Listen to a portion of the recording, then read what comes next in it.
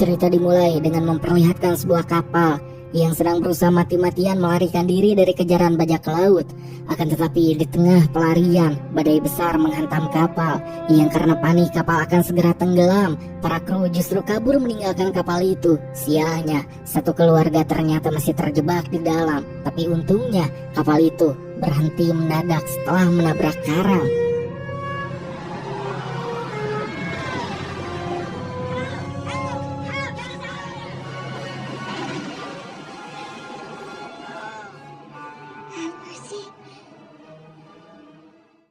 Keluarga ini pun lalu berusaha keluar dari ruangan dan akhirnya berhasil. Di sana mereka baru sadar jika ternyata hanya mereka yang tersisa di atas kapal. Robin, sang ayah, lalu melihat ke sekeliling. Ia merasa sangat kesal dan kecewa dengan tindakan kapten kapal. Baginya, sang kapten telah bertindak sangat bodoh dengan mengarahkan kapal langsung ke arah badai hanya demi menghindari kejaran bajak laut. Padahal, jika mereka sedikit lebih berani, mereka mungkin punya peluang untuk melawan atau meloloskan diri dengan cara lain. Kini, mereka pun terjebak di atas kapal yang posisinya sudah miring secara ekstrim, yang perlahan-lahan hancur dihantam ombak, dan tak mungkin lagi bisa diperbaiki untuk berlayar kembali. Namun di balik rasa frustasi itu, Robin melihat secercah harapan, yaitu daratan Pulau Hijau yang rimbun, terlihat tak terlalu jauh dari posisi mereka saat ini. Well, we're here at least till the turning of the tide. Make her sail again. How's it look? Melihat kapal yang semakin tak stabil, Fritz sebagai putra tertua segera mengusulkan rencana darurat untuk membuat rakit. Mereka harus segera menepi ke daratan sebelum badai berikutnya datang dan menghancurkan bangkai kapal itu menjadi serpihan. Mereka pun mulai mengumpulkan tong-tong kosong yang ada di kapal, mengikatnya menjadi satu dengan kayu-kayu gelondong untuk dijadikan sebuah rakit besar yang cukup kuat untuk menahan beban keluarga dan perbekalan mereka. We're not taking it. Right, Fritz? But not before. Di saat Robin, Fritz, dan Ernest sibuk bekerja di atas dek, si kecil Prancis yang penuh rasa ingin tahu justru menyelinap turun kembali ke ruang bawah kapal yang mulai digenangi air setinggi lutut. Di sana, di antara peti-peti yang bergeser, Prancis menemukan sesuatu yang sangat berharga. 2 ekor anjing besar milik kapten kapal ternyata masih hidup. Mereka menggonggong ketakutan di sudut ruangan. Tak hanya itu, di ruang lain, Prancis menemukan beberapa hewan ternak seperti ayam, bebek, angsa, bahkan beberapa ekor babi dan seekor sapi yang masih terjebak di dalam kandang mereka.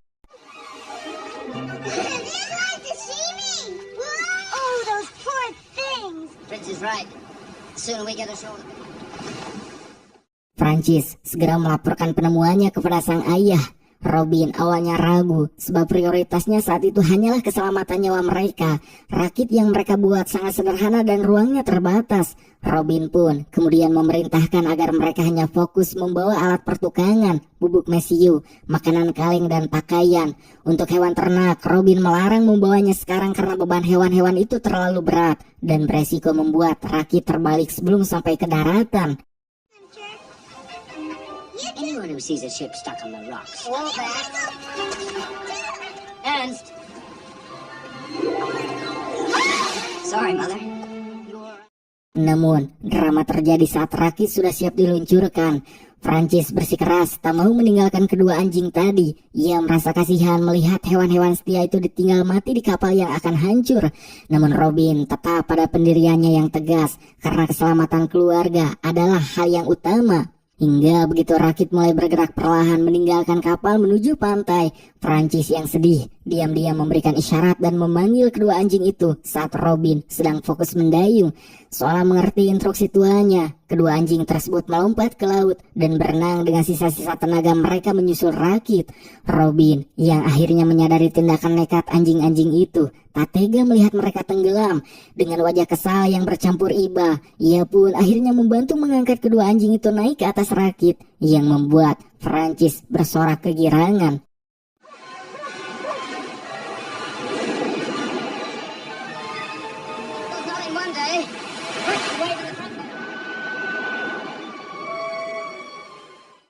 Setelah perjuangan melelahkan mendayung melewati arus karang, rakit mereka akhirnya menyentuh pasir putih pantai. Keluarga Robinson langsung turun dan bersujud syukur di atas pasir, sebab mereka akhirnya selamat dari maut yang mengintai di laut. Namun, mereka segera menyadari bahwa tantangan hidup yang sebenarnya baru saja dimulai. Pulau ini terasa sangat asing dan sunyi, juga dipenuhi suara-suara aneh dari balik rimbunya hutan tropis. What to do is to unload the raft, even on both sides. No, right, I got my side. Chris, no, hold it. Rasa lega mereka segera berganti menjadi kewaspadaan tinggi. Dari jejak di tanah dan suara raungan di kejauhan, Robin sadar bahwa pulau ini dihuni oleh predator berbahaya yang tak butuh waktu lama bagi mereka untuk melihat buktinya. Saat Norma sedang mencoba membereskan barang-barang di tepi pantai untuk membuat tempat berteduh sementara, ia tiba-tiba menjerit histeris. Seekor komodo besar dengan lidah menjulur muncul di balik semak-semak dan hanya berjarak beberapa langkah dari kakinya.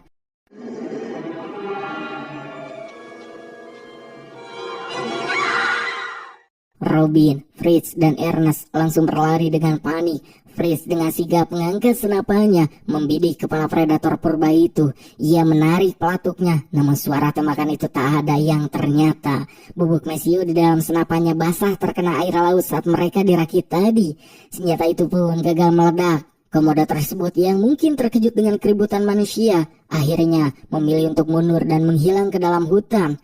Kejadian ini pun menjadi peringatan keras bagi mereka bahwa di pulau ini mereka bukan lagi penguasa, melainkan pendatang yang nyawanya terancam setiap saat. What's going on? Malam pertama di pulau itu dilewati dengan penuh ketegangan. Robin tak bisa memejamkan mata sedikit pun. Ia duduk di dekat api unggun kecil, memegang senapan yang sudah dikeringkan, sembari menatap tajam ke kegelapan hutan. Norma yang terbangun dari tidurnya yang gelisah, kemudian menghampiri suaminya di bawah sinar bulan. Robin mengungkapkan rasa bersalah yang mendalam. Ia merasa telah gagal sebagai kepala keluarga karena ambisinya untuk pindah ke Nugini justru membawa mereka terdampar di tempat liar ini. Namun Norma dengan ketegaran seorang ibu memegang tangan Robin dan meyakinkannya bahwa selama mereka tetap bersama, mereka akan menemukan cara untuk bertahan. Maybe even you.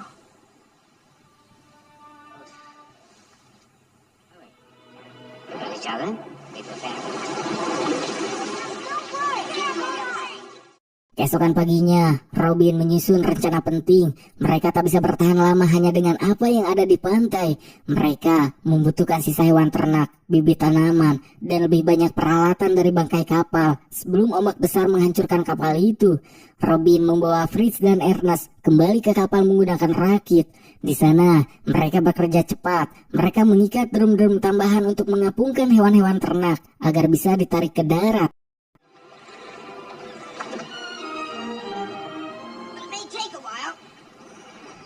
Easy.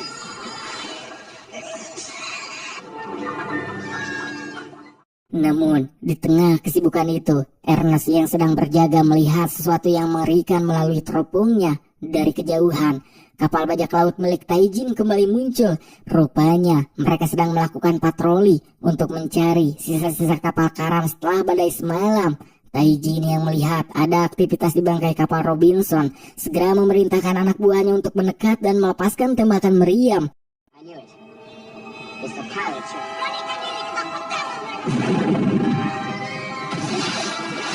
We only have one. Situasi menjadi sangat kritis. Jika mereka melarikan diri sekarang dengan rakit yang lambat, mereka akan menjadi sasaran empuk bajak laut. Dan di saat panik itulah, Robin menemukan sebuah bendera kuning di ruang penyimpanan kapal. Ia teringat akan protokol laut internasional tentang penyakit menular. Tanpa ragu, ia mengibarkan bendera karantina itu di tiang tertinggi yang tersisa. Ajaibnya, taktik ini ternyata berhasil. Para bajak laut yang sangat takut akan wabah penyakit, terutama penyakit seperti rorombehun, buduk atau cacar yang sering melanda kapal-kapal itu, mendadak menghentikan tembakan dan memutar balik kapal mereka. They're going away. This way. Oh no. What's the matter with you? One trip. Setelah ancaman bajak laut reda untuk sementara, masalah lain muncul. Getih dari hewan ternak yang terluka di air menarik perhatian kawanan hiu besar.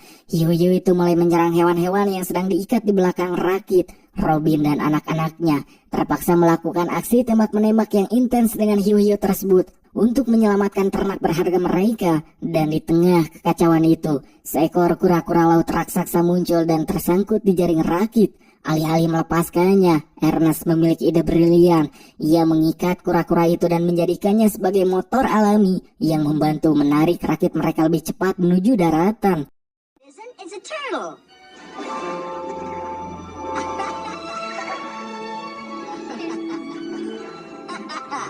It's better to you. Hingga sifat nakal dan rasa ingin tahu Francis kembali membawa drama bagi keluarga Robinson. Diam-diam, Francis yang merasa ingin membuktikan dirinya bisa membantu, menyelinap masuk ke dalam hutan sendirian. Ia bermaksud mencari hewan besar untuk dijadikan peliharaan atau tunggangan, dan dengan berani, ia memasang jebakan tali untuk menangkap seekor anak gajah yang ia lihat. Namun, maut mengintai dari kejauhan. Seekor harimau besar telah mengawasi gerak-gerik Francis sejak tadi. Ketika anak gajah itu berhasil terjebak, harimau tersebut bersiap untuk menerkam bukan hanya si gajah, tapi juga Francis. Francis yang menyadari kehadiran predator itu justru melakukan tindakan yang sangat konyol sekaligus berani. Ia melempari harimau itu dengan batang tebu. Yang mana tindakan itu tentu saja membuat harimau itu semakin beringas dan bersiap melompat untuk menerkam Francis. Tapi untungnya Norma yang menyadari Francis menghilang segera menyusul ke hutan bersama kedua anjing mereka. Kedua anjing itu pun menunjukkan kesetiaannya. Mereka menerjang harimau tersebut dengan gonggongan yang memekakan telinga, hingga terjadi perkelahian singkat yang membuat si harimau akhirnya memilih mundur. Dan Francis pun akhirnya selamat juga setelah Norma meredakan kemarahannya.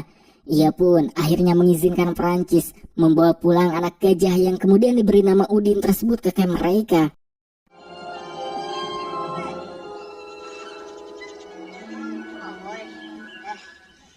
Fred. Setelah beberapa hari tinggal di pantai, Robin memutuskan bahwa mereka harus memiliki tempat tinggal yang lebih permanen dan lebih aman dari serangan predator bawah tanah seperti harimau dan komodo. Terinspirasi dari cara kera-kera di pulau itu bergerak, Robin memiliki ide untuk membangun rumah di atas sebuah pohon beringin raksasa yang terletak di pinggir sungai kecil yang jernih. Mereka pun menggunakan sistem kontrol untuk menaikkan kayu-kayu berat, memanfaatkan bambu untuk pipa saluran air yang membawa air segar dari sungai langsung ke atas rumah, dan bahkan membuat atap dari anyaman daun yang kuat. Namun, pembangunan ini sempat terhenti karena Norma merasa sangat khawatir. Suatu hari, Francis terjatuh dari dahan pohon yang cukup tinggi saat sedang bermain. Yang beruntungnya, ia selamat karena tali pengaman yang dipasang Robin menahannya. Norma awalnya bersikeras bahwa tinggal di atas pohon terlalu berbahaya. Namun, Robin tak menyerah. Ia bekerja keras siang dan malam untuk menyempurnakan rumah itu, menambah pagar pengaman yang kokoh, anak tangga yang stabil, hingga area dapur yang lengkap dengan peralatan dari kapal. Hingga ketika rumah itu selesai, Norma akhirnya terkesima. Rumah pohon itu bukan sekadar hanya tempat berlindung, tapi sudah seperti rumah mewah di tengah hutan. Dan disinilah keluarga Robin mulai merasa bahwa mereka benar-benar bisa membangun kehidupan yang layak di pulau ini. You better get him trained a bit first. Oh.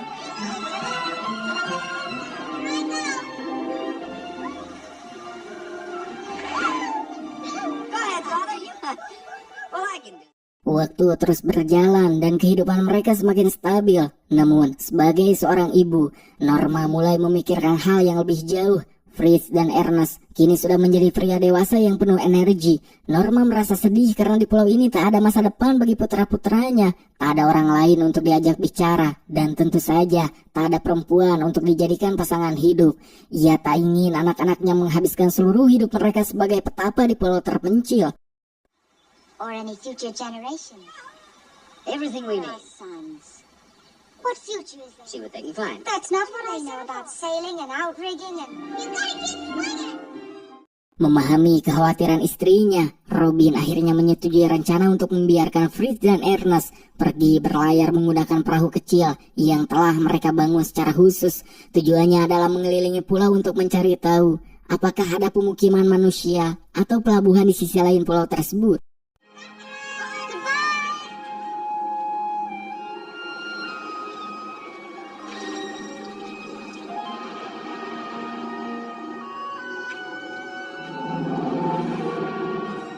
Dalam perjalanan berlayar mereka, Fritz dan Ernest menemukan sesuatu yang mengejutkan. Di sebuah teluk tersembunyi, mereka melihat kapal bajak laut Taijin sedang bersandar. Di sana, mereka menyaksikan bajak laut sedang menyandra seorang kapten tua bernama Bahkonidin dan cucunya yang terlihat seperti pemuda bernama Bertie. Yang ternyata, Bertie sebenarnya adalah seorang gadis bernama Roberta yang sengaja didandani seperti laki-laki oleh kakeknya agar luput dari perhatian jahat para bajak laut.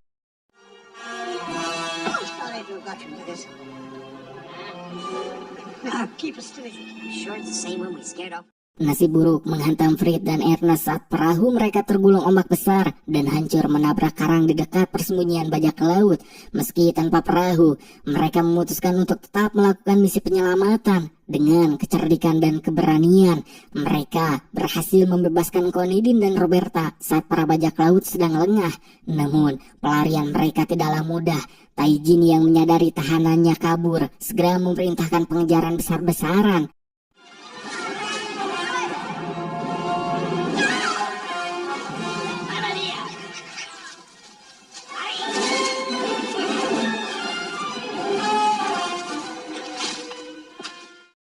Selama perjalanan melarikan diri melintasi hutan dan rawa-rawa, terjadi dinamika menarik antara Fritz, Ernest, dan Roberta.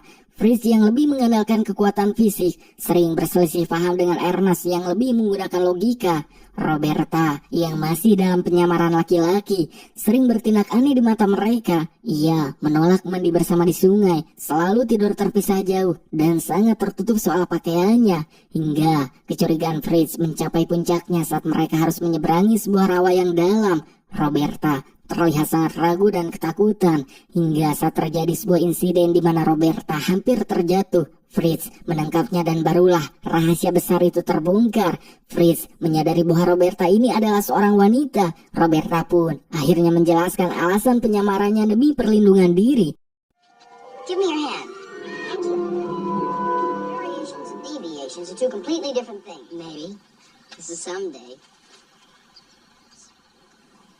Homer's Iliad. Do you read it?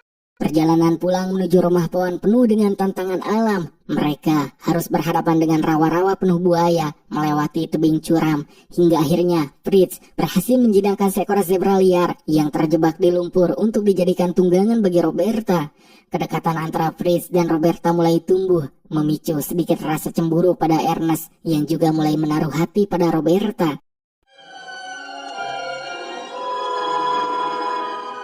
Go on day after day. Anyway, it's 2 against 1. It once before when somebody wanted to go back to the beach.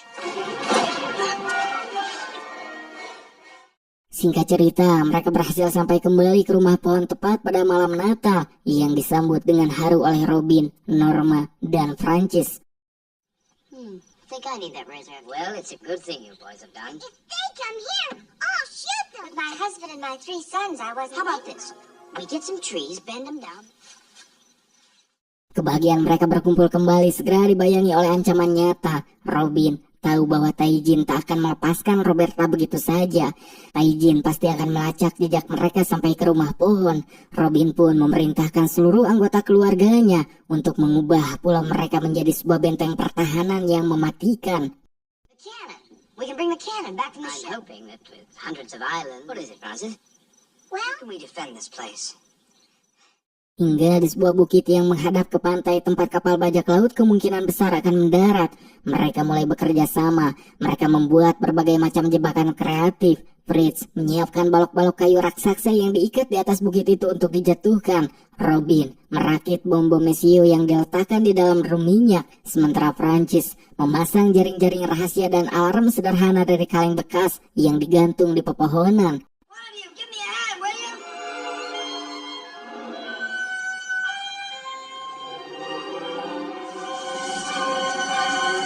This incident's closed.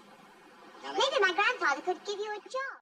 Dan benar saja, beberapa hari kemudian, armada kecil bajak laut Taijin mendarat di pantai. Pertempuran besar yang epik pun meledak. Taijin awalnya mencoba mengirim pasukan dalam jumlah besar untuk menyerbu bukit. Akan tetapi, mereka langsung disambut dengan hujan batu, gelondongan kayu, dan ledakan bom mesiu yang membuat pantai bergetar, yang membuat pasukan bajak laut itu pun kocar-kacir, karena terus terkena berbagai jebakan keluarga Robinson yang sangat mematikan.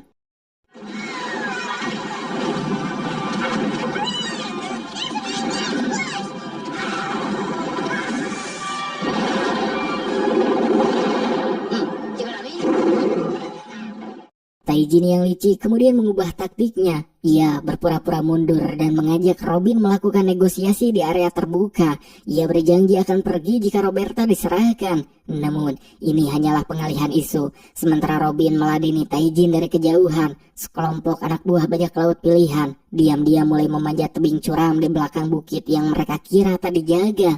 Namun, bajak laut itu meremehkan sekecil Prancis. Alarm kaleng buatan Prancis berbunyi dengan sangat nyaring saat para penyusup menyentuh kawat rahasia. Robin dan Fritz pun segera berbalik dan melepaskan tembakan tepat waktu, menggagalkan upaya penyusupan tersebut.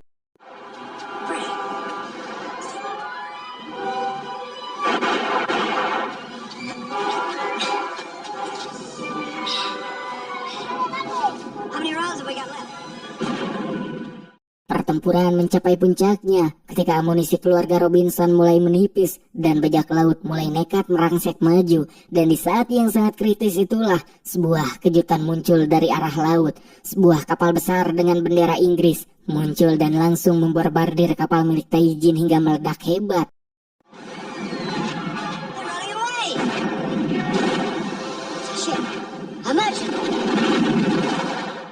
Ternyata Kapten Bahkonidin yang sebelumnya terpisah saat pelarian berhasil mencapai markas militer Inggris dan membawa bantuan. Melihat kapal induk mereka hancur, Taijin dan sisa-sisa anak buahnya lari ketakutan, meninggalkan pulau itu selamanya. Keluarga Robinson akhirnya bisa bernapas lega.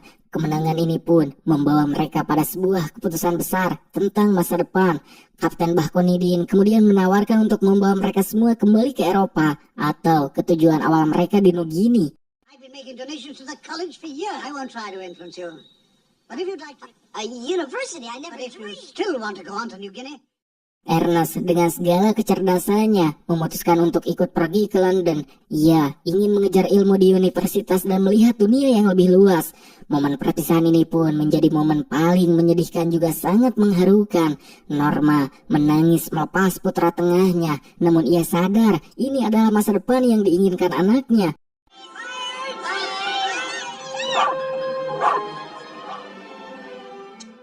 Namun, kejutan datang dari Fritz dan Roberta. Mereka memutuskan untuk tetap tinggal di pulau. Mereka telah jatuh cinta pada kebebasan dan keindahan tempat tersebut, serta tenggelam dalam rasa cinta satu sama lain.